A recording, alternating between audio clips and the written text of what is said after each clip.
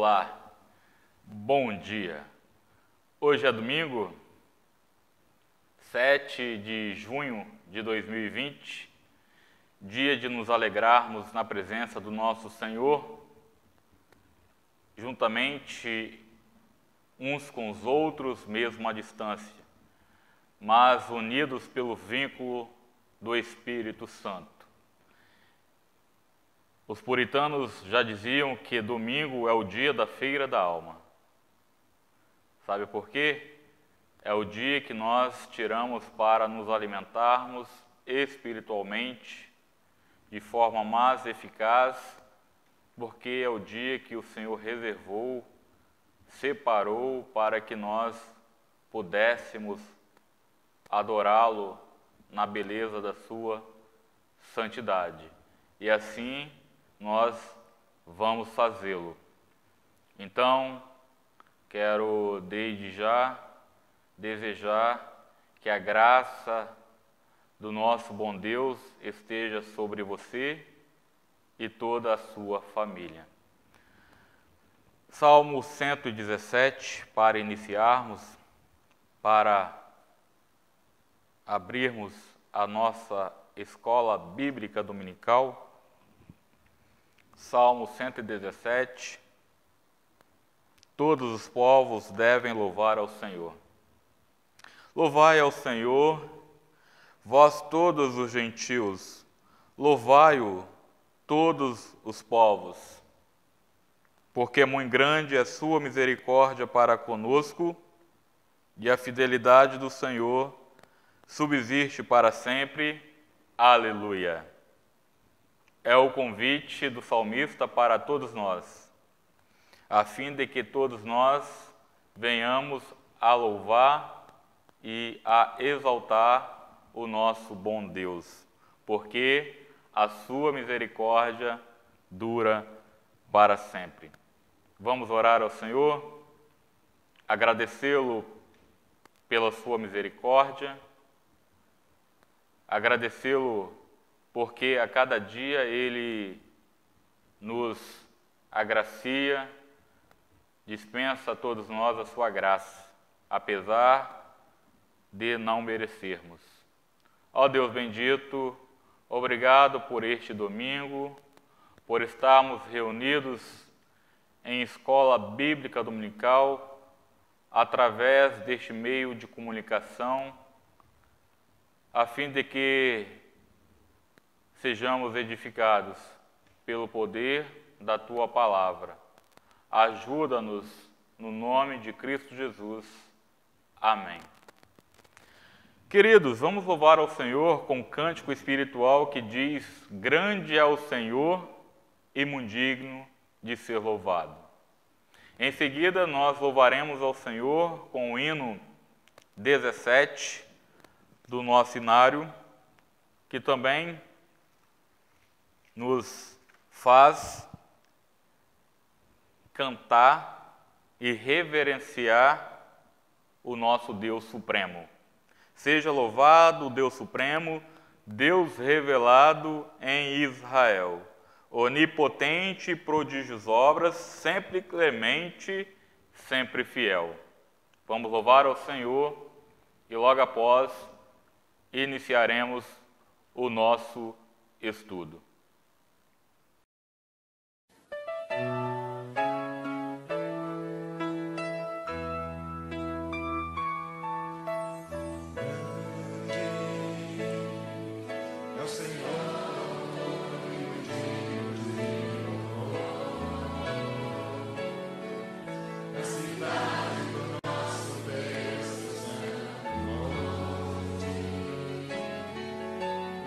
Alegria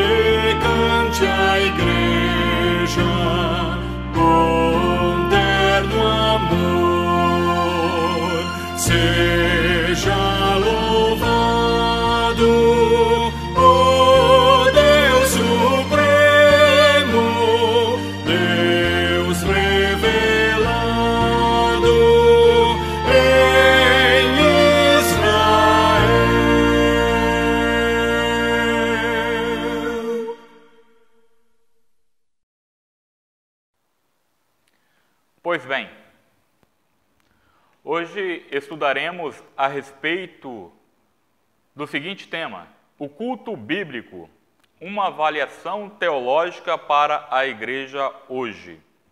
O princípio regulador do culto. Ou seja, estudaremos a respeito do culto cristão.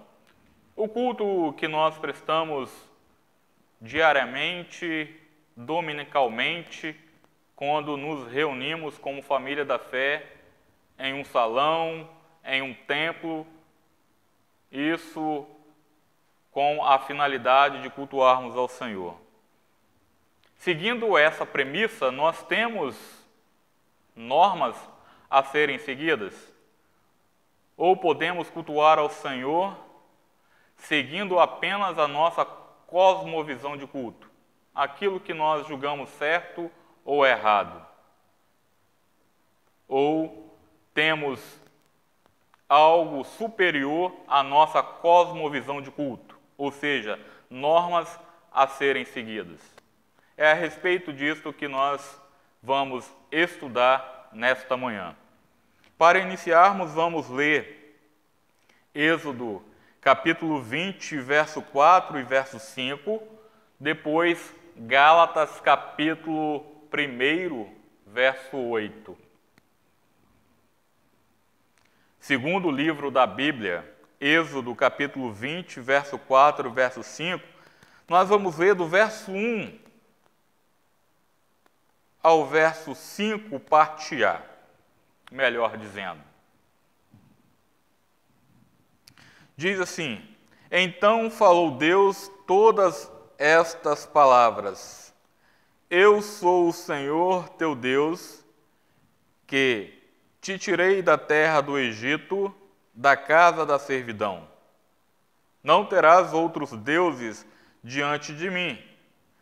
Não farás para ti imagem de escultura, nem semelhança alguma do que há em cima nos céus, nem embaixo na terra, nem nas águas debaixo da terra. Não as adorarás, nem lhes darás culto. Aqui nós lemos o verso 1 ao verso 5, parte A. Agora, abra, por favor, em Gálatas, capítulo 1,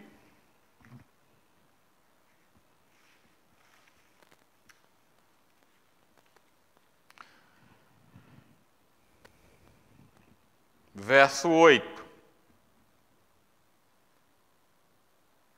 Mas, ainda que nós, ou mesmo um anjo vindo do céu, vos pregue evangelho que vá além do que vos temos pregado, seja anátema.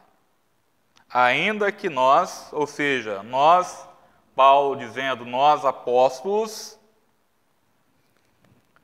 ou mesmo um anjo vindo do céu, vos pregue evangelho que vá além do que vos temos pregado, seja anátema, ou seja considerado maldito. Então, nós vamos ver a partir de agora a respeito do princípio regulador do culto. Como adorar. Como adorar o nosso Deus. Nós vimos no texto de Êxodo 20, verso 1 ao verso 5, parte A, que temos diretrizes vindas da parte do Senhor da aliança. Nós temos no prólogo o próprio Senhor, aquele que tirou o seu povo com um braço forte e estendido do cativeiro do Egito, da terra do Egito, dizendo: Eu sou o Senhor, eu sou o dono de tudo, eu sou o dono até de vocês.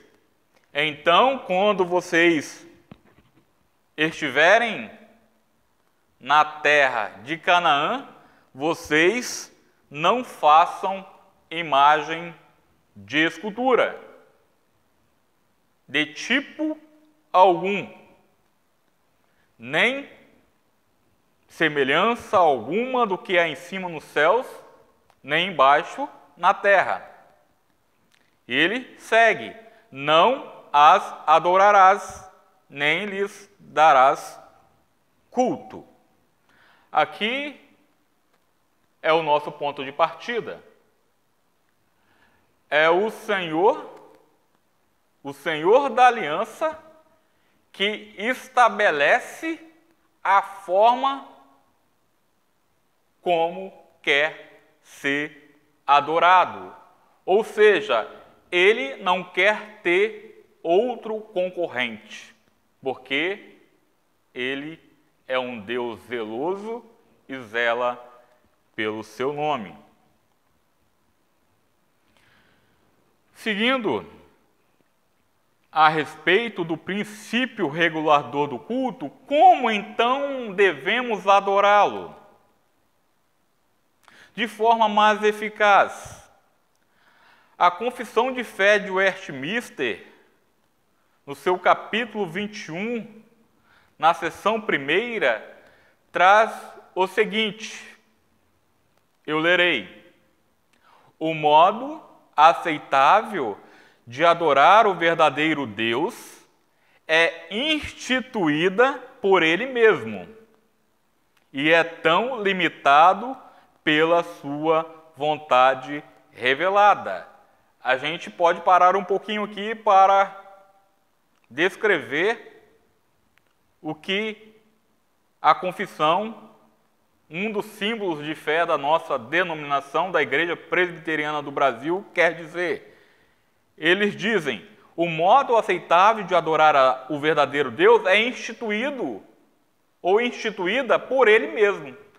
Nós vimos em Êxodo 20 que é o próprio Deus, o próprio Senhor da aliança, instituindo ou dizendo como Ele quer ser adorado. E é tão limitado pela sua vontade revelada. Como o nosso Deus quer ser adorado, está limitado pela sua vontade revelada. Agora a grande pergunta é: qual é a sua vontade revelada? A sua vontade revelada está aqui, é as Escrituras, o Antigo e o Novo Testamento. O Antigo e o Novo constituem a vontade revelada do nosso Deus para nós. Segue a confissão de fé, que Ele não deve ser adorado segundo as imaginações e invenções dos homens. Nós sabemos que os homens, as nossas imaginações, seguem a todo vapor. Por isso tem uma limitação. Segundo as imaginações e invenções dos homens ou sugestões de Satanás, nem sob qualquer representação visível ou de qualquer outro modo não prescrito nas Sagradas Escrituras. É digno de nota a expressão nem sob qualquer representação visível. Por isso que o próprio Senhor diz: não farás para ti imagem de escultura, nem semelhança alguma do que há em cima nos céus, nem embaixo na terra, nem nas águas debaixo da terra. Ou seja, não farás, não fundirás imagens para que vocês visualizem e assim venham a desonrar a minha pessoa, a desonrar ou a desobedecer a minha lei. Por isso tem o princípio regulador do culto. Por isso tem uma norma dizendo o que eu devo fazer, o que eu não devo fazer em um culto. Calvino já dizia que a nossa mente é rápida para arquitetar e a fazer ídolos do coração. O nosso coração, diz ele, parafraseando, é uma fábrica de ídolos. Por isso devemos ser regulados.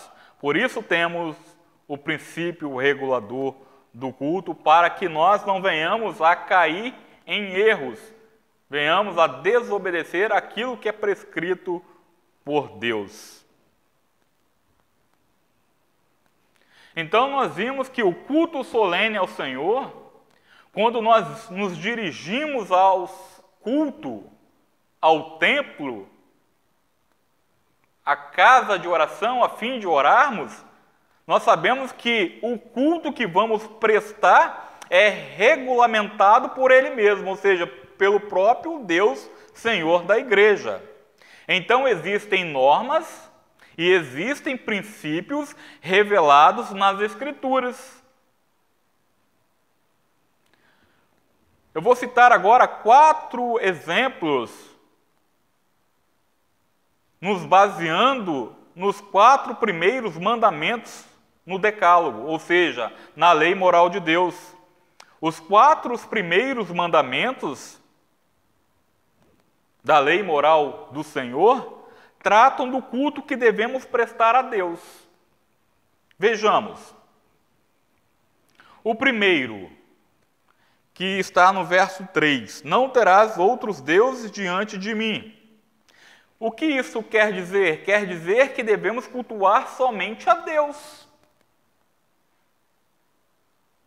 Então, a primeira regulamentação ou princípio regulador do culto, nós não devemos prestar culto a anjos, nós não devemos prestar culto a mortos, nós não devemos prestar culto a imagens, nós devemos prestar culto somente a Deus, o Deus vivo e o Deus verdadeiro, aquele Deus que eu me relaciono e que relaciona-se comigo. O segundo princípio está no segundo mandamento, entre os versos 4 ao verso 6, que diz que devemos cultuá-lo em espírito e em verdade, e não mediante imagens ou representações, como nós já afirmamos. O terceiro princípio, ou o terceiro mandamento, diz que devemos adorá-lo de todo o coração, sem tomar o nome do Senhor em vão. Sem tomar o nome do Senhor em vão. Olha o princípio. Olha as regulamentações. Cultuar somente a Deus, adorar o Senhor em espírito e em verdade, e não mediante imagens ou representações, conforme diz o salmista, quando ele faz as alusões com o Deus verdadeiro, o contraste entre o Deus verdadeiro e o Deus com D minúsculo, o Deus que não é verdadeiro, quando ele diz, esse Deus tem boca e não falam, tem mãos e não apalpam, tem ouvido, mas não ouve. Esse não é um Deus real. O Deus real é o Deus que se relaciona com o seu povo. Nós chamamos de o Deus pactual.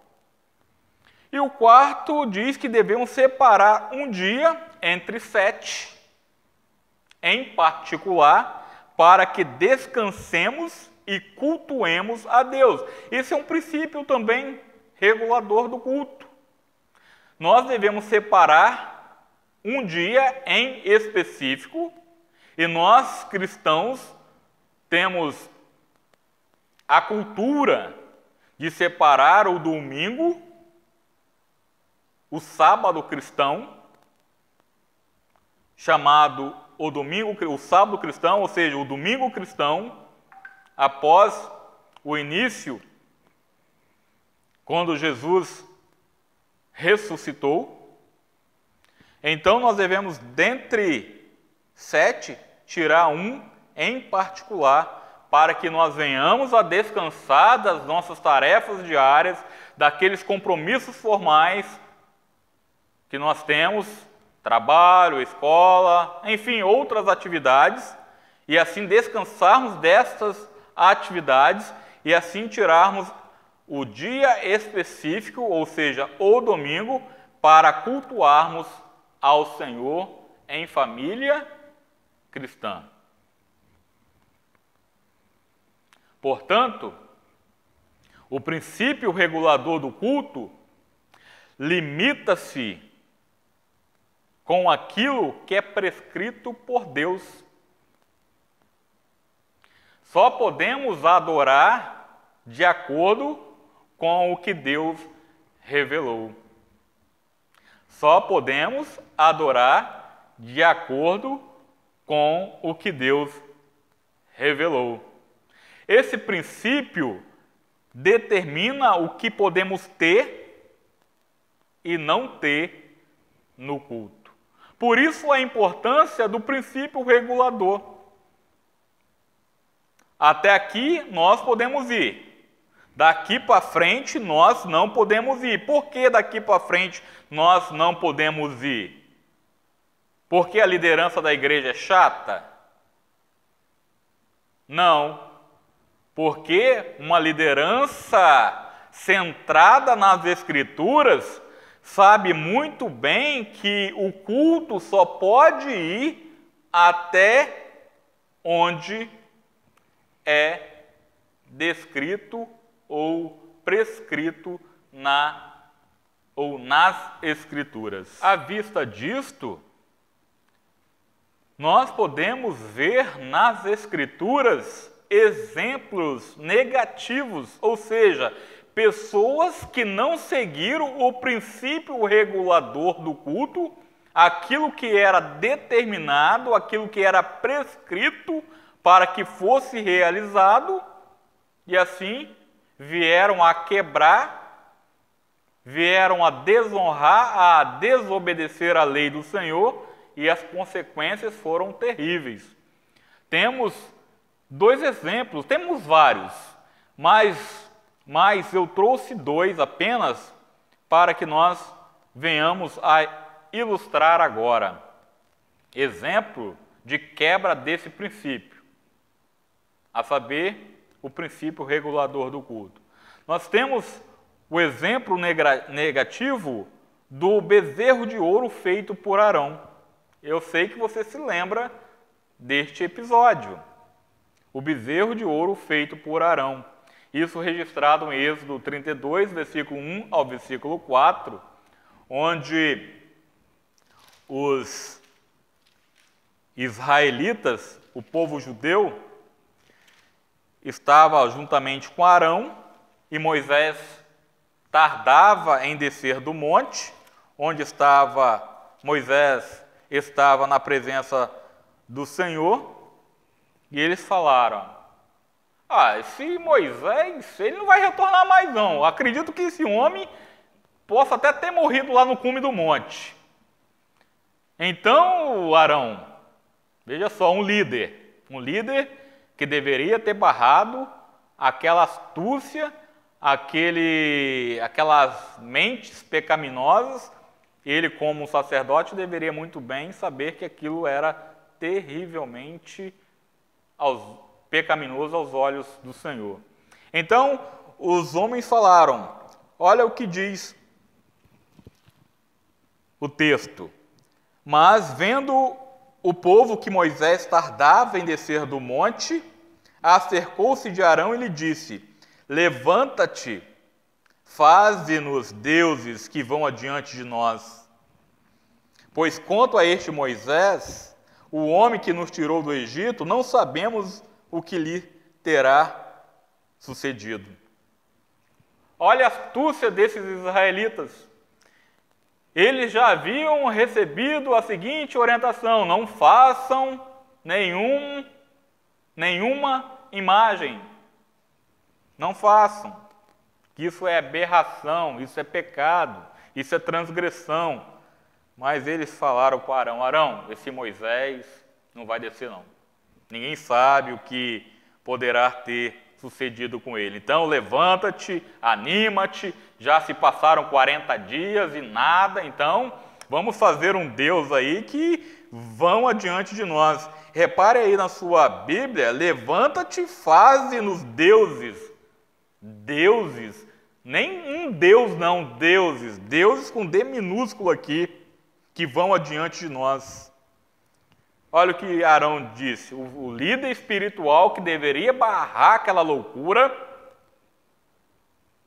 Ele disse: tirai as argolas de ouro das orelhas de vossas mulheres, vossos filhos e vossas filhas, e trazei-as. Então todo o povo tirou das orelhas as argolas e as trouxe a Arão. Este, recebendo-as das suas mãos, trabalhou o ouro com buril e fez dele um bezerro fundido. Olha só que transgressão, queridos. Então disseram: são estes, ó Israel, os teus deuses que te tiraram da terra do Egito. Que abominação! E o Senhor Deus, o Senhor da aliança, o Senhor onisciente, sabedor destas coisas, se você ler a narrativa toda na sua casa, você verá, desce Moisés, que esse povo já se rebelou, esse povo já transgrediu a lei que eu disse que não era para desobedecer, que não era para se rebelar. Desce, que não tem jeito com esse povo, é um povo de dura serviço. Então nós vimos esse exemplo negativo. Um homem, Arão, um homem sabedor do certo, e fez o contrário, quebrou o princípio regulador do culto. Agora, a desobediência de Nadab e Abiú. A desobediência de Nadab e Abiú, aqueles que levaram fogo estranho perante o Senhor. Levítico 2, 1 e 2. Levítico 10, 1 e 2.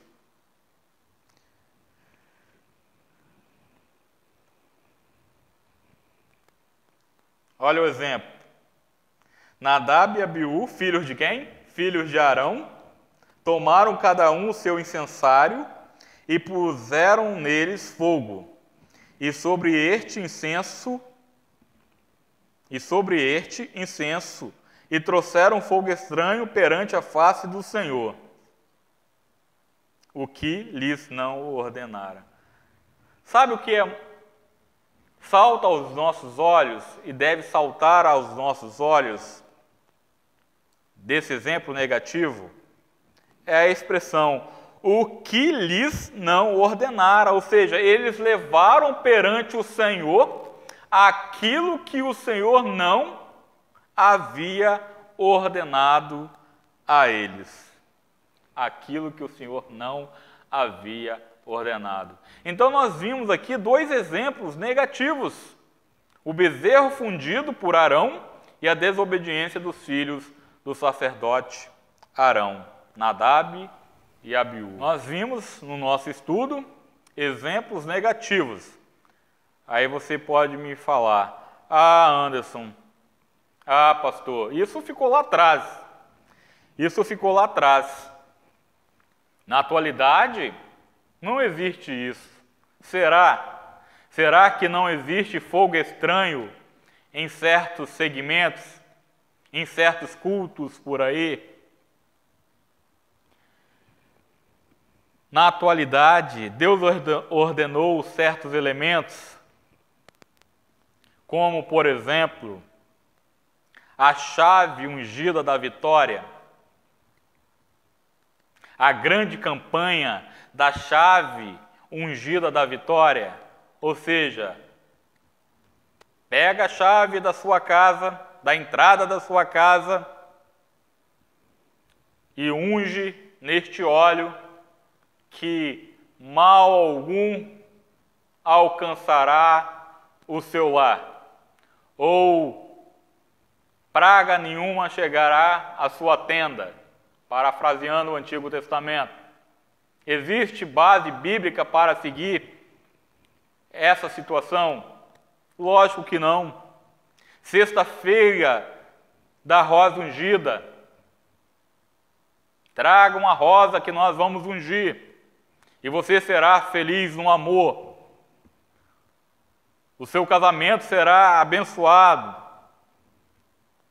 E a coreografia? A coreografia, várias moças em gestos na frente, ali onde que alguns costumam trazer a seguinte denominação de altar. Sabemos que não é altar algum, aquele local mais alto ali, onde fica o púlpito. Então, pessoas fazem gestos e ali interpretam músicas chamadas músicas gospel. Isso também é prescrito nas Escrituras? Sabemos que não. E tem uma outra situação aqui que eu trouxe, a questão da vassoura. Traga a sua vassoura. Nós vamos ungir, nós vamos orar para que a sua vassoura varra lá a sua casa e leve todo o mal embora. Agora a gente trazendo esses 4 exemplos negativos que são inseridos no culto da nossa época, em certos segmentos, e às vezes até dentro de denominações sérias. Podemos dizer que isso é bíblico? Certamente não. Não tem amparo bíblico nenhum para dizer: traga a chave da vitória, traga a chave da sua casa para ungir, ou traga uma rosa para nós ungirmos, ou traga a vassoura para que nós possamos orar, ungir, e você vai varrer todo o mal da sua casa. Ou pessoas fazendo coreografias de forma, às vezes, até sensual dentro das igrejas. Temos bases bíblicas para isso? Lógico que não. Não temos. Então, se não temos base, com certeza não é aquilo que Deus requer para a sua igreja. Então, seguindo essa premissa negativa, não podemos inventar maneiras de cultuar a Deus. Não podemos inventar maneiras de cultuar a Deus. Só podemos cultuar, temos aquilo que nós chamamos de elementos de culto, que é a oração, a pregação da palavra, os cânticos espirituais, os sacramentos, batismo e santa ceia, os chamados meios de graça. Então, isso é prescrito, isso é orientado a que nós venhamos a fazer. Agora, fugiu disto, estamos inventando maneiras de cultuar a Deus.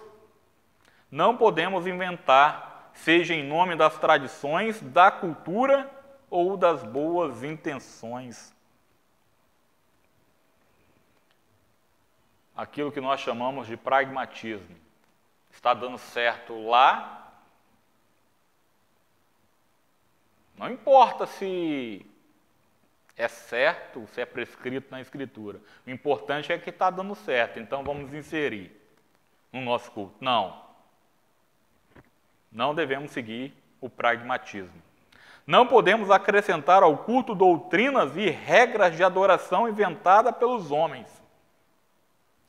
Mateus 15, de 1 a 9, Colossenses 2, 8, 18 a 23.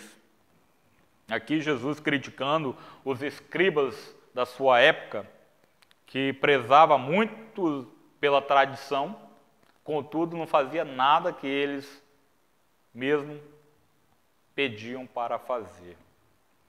Esses homens me honram com os lábios, mas o seu coração, os seus corações estão longe de mim.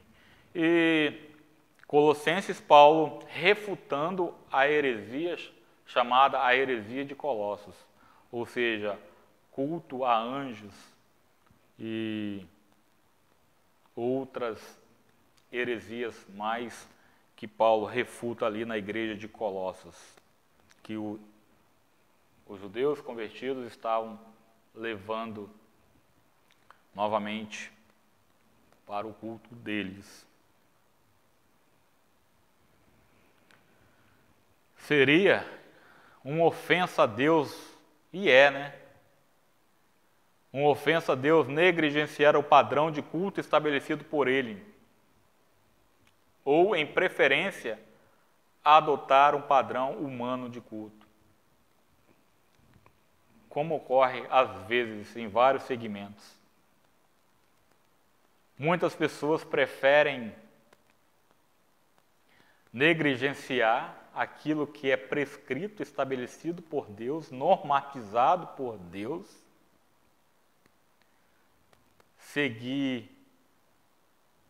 ao invés de seguir o padrão de culto que Ele requer, preferem dar atenção e adotar um padrão humano de culto. Ou seja, a gente tem que alegrar a juventude, a gente tem que alegrar o público A, o público B. Não, a gente não tem que alegrar público A, público B, não. A gente tem que nos moldar para que o culto seja agradável ao Senhor. E sendo agradável ao Senhor, com certeza será agradável a todos.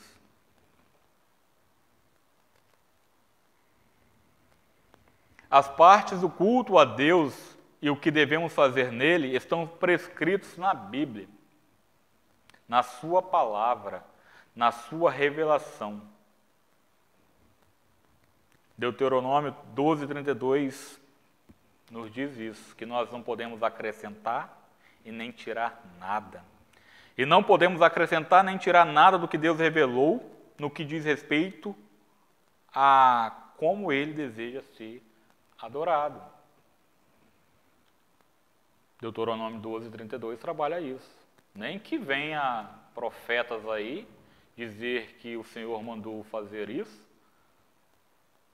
se não tiver prescrito na Escritura, não tiver prescrito na lei, é falso profeta. Não os atenda. É esse o contexto de Deuteronômio 12:32. É esse o contexto também de Gálatas 1:8 que nós lemos no começo. Paulo ali ironizando os irmãos da Galácia, dizendo: eu fico persuadido como vocês passaram tão depressa do verdadeiro evangelho. Ou seja, Paulo ironizando eles: eu preguei a vocês o correto, agora vocês estão fazendo o incorreto. Não, para aí. Deem meia volta. Pode ser nós, apóstolos, pode ser até anjos, se vir e pregar algo que não é a verdadeira revelação do Senhor, que seja anátema, que seja maldito. É isso que Paulo estava falando com os irmãos da Galácia. É isso também que Moisés também diz em Deuteronômio 12:32. Não devemos nem acrescentar e nem tirar. Porque se fizermos isso, estamos contrariando o princípio regulador do culto. Então, queridos, chegando já ao final do nosso estudo, para oferecermos um culto agradável a Deus, o que é necessário? Nós sabemos que devemos seguir aquilo que é prescrito, normatizado por Deus. Então, para oferecermos um culto agradável a Deus, precisamos entender quem Deus é. Isso é importante. Para nós oferecermos um culto agradável a Deus, precisamos entender quem Deus é.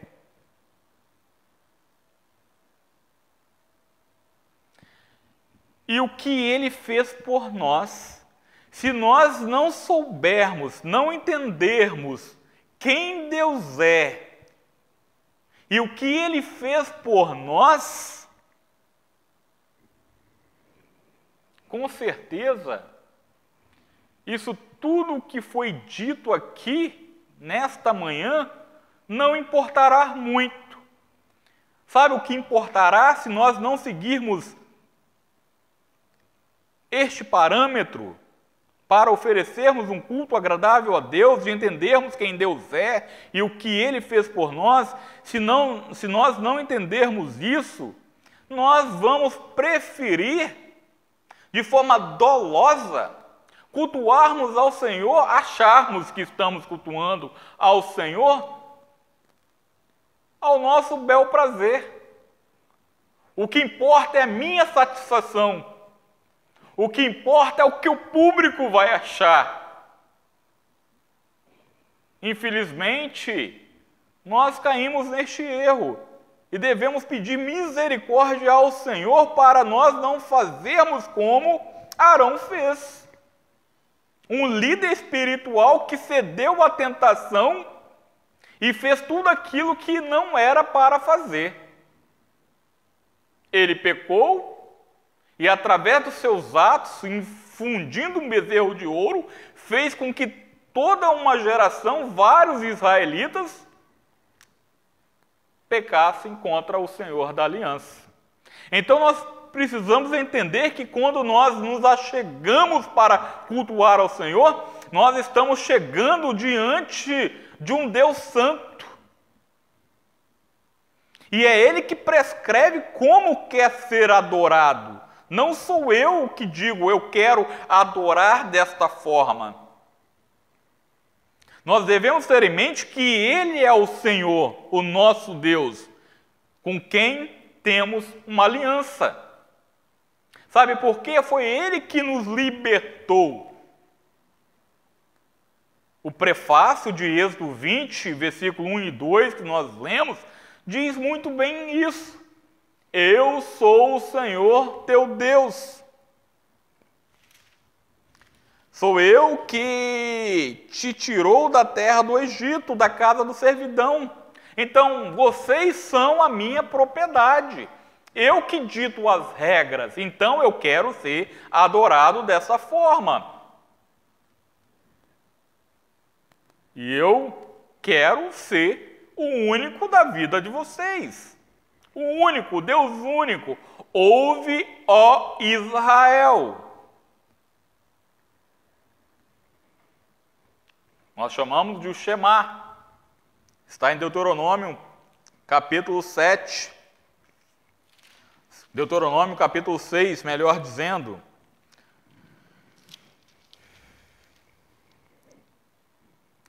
Verso 4. Ouve, Israel. O Senhor, nosso Deus, é o único Senhor, ou seja, nosso Deus é um Senhor, não vários senhores, vários deuses, um Senhor, o Deus vivo e o Deus verdadeiro. Por isso que quando nós vamos cultuar, nós devemos entender quem Deus é e o que Ele fez por nós. Ele também nos libertou, como libertou os israelitas da escravidão do Egito. Ele nos libertou também do cativeiro do pecado, do poder do pecado. Ele nos deu nova vida, estando nós mortos em nossos delitos e pecados. Então Ele nos deu vida. Agora estamos unidos com Cristo. Efésios 2, 1 a 10. A nossa adoração, queridos, não pode ser motivada por interesses, nem limitada pelas circunstâncias. Eu vou fazer isso porque vai chamar mais atenção. Eu vou chamar isso porque vai atrair o público A, o público B. Não! A palavra é o poder de Deus. Paulo pontua isso em Romanos capítulo 1, verso 16. Vamos ver, Romanos capítulo 1.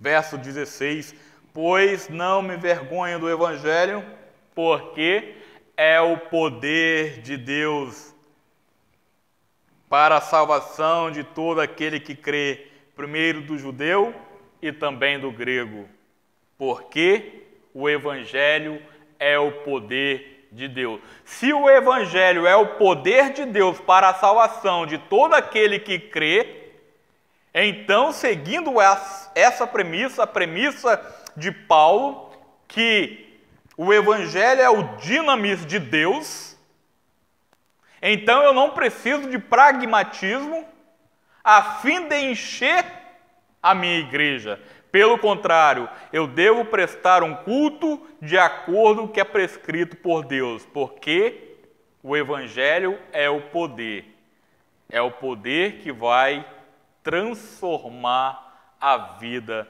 do ser humano. E o culto precisa ser teocêntrico. O culto precisa ser teocêntrico. O que isso significa? Somente Deus deve ser adorado. Teo, Deus. Cêntrico, centro. Então, Deus deve ser o centro do nosso culto. O centro do nosso culto não é o pastor, o centro do nosso culto não é o grupo de louvor, o centro do culto não são as pessoas que estão presentes, não. O centro do nosso culto é Deus. O culto nunca pode ser horizontal. O culto deve ser sempre vertical. E assim Deus será glorificado através da nossa vida. Quando nós fazemos isso, quando colocamos Deus como centro do nosso culto, aí sim nós somos instrumentos de Deus. O pastor é instrumento de Deus. A liderança é instrumento de Deus. O grupo de louvor é instrumento de Deus para conduzir a comunidade do santo em louvores. Aí sim, quando nós nos colocamos nos nossos lugares, Deus é exaltado. Então, o culto precisa ser teocêntrico. Enfim, só podemos adorar de acordo com o que Ele revelou. Não podemos inventar forma de cultuar a Deus. Só podemos cultuar a Deus como Ele deixou revelado.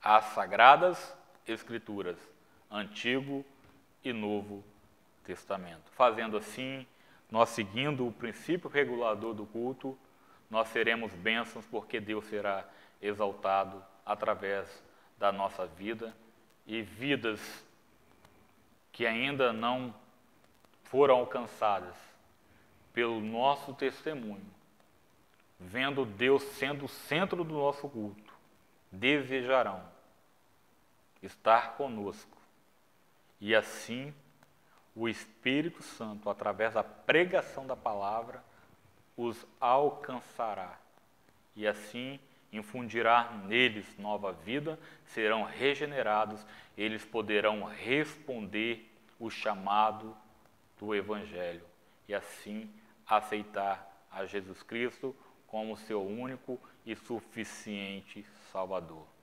Vamos orar? Deus bendito, obrigado porque temos a Tua palavra como princípio, temos a Tua palavra como norma, temos a Tua palavra como bússola, a fim de nós nos orientarmos. Obrigado porque temos aquilo que nós chamamos princípio regulador do culto. Ajuda-nos a prestar um culto centrado somente no Senhor. e que nós sejamos apenas instrumentos, a fim de que o Senhor seja exaltado através da nossa vida. Essa oração é que nós te fazemos no nome de Jesus Cristo. Amém. Queridos, tenham um bom dia e que compartilhem este vídeo e anunciem Jesus Cristo. Mesmo neste período que estamos enfrentando de isolamentos, você pode anunciar Jesus Cristo enviando o link da programação da sua igreja a outras pessoas. Que Deus os abençoe ricamente.